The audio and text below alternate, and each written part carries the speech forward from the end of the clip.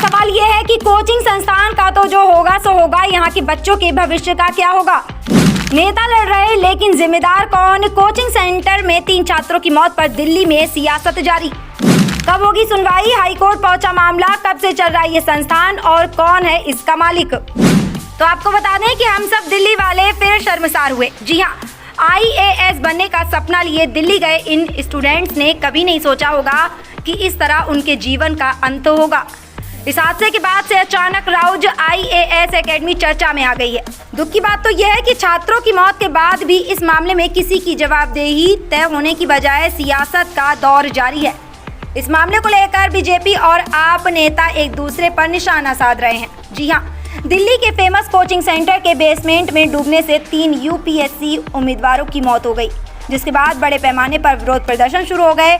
सैकड़ों छात्र और स्थानीय लोग ओल्ड राजेंद्र नगर में राउ IAS स्टडी सर्किल के बाहर एकत्र हुए। प्रदर्शन कर रहे छात्रों ने कोचिंग सेंटर और अधिकारियों के खिलाफ लापरवाही बरतने के लिए कार्रवाई की मांग की। एक नाला टूट गया था जिसमें बेसमेंट में पानी भर गया।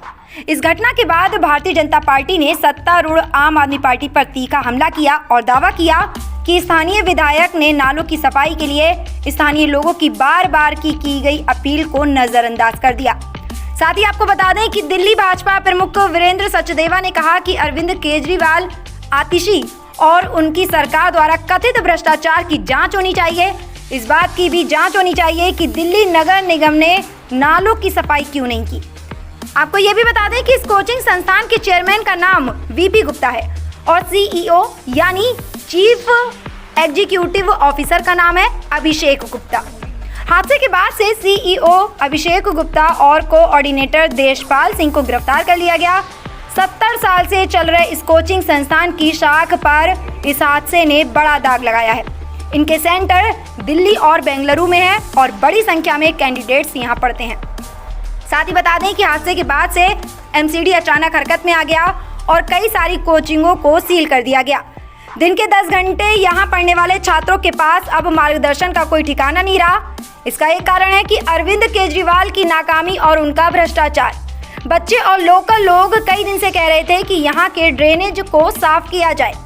राष्ट्रीय मानवाधिकार आयोग ने दिल्ली कोचिंग सेंटर हादसे पर सख्त रुख अपनाते हुए दिल्ली सरकार, पुलिस प्रमुख, MCD आयुक्तों को नोटिस भेजा है। अब तक इस मामले में 7 की गिरफ्तारी हो चुकी है तो कई कोचिंग सेंटर के बेसमेंट पर ताला लग। इस तरह की चर्चा बनी हुई है कि वक्त आ गया है कि आपको अपनी नाकामी की वजह से इस्तीफा देना चाहिए, क्योंकि आप दिल्ली को संभाल नहीं पा रहे हैं।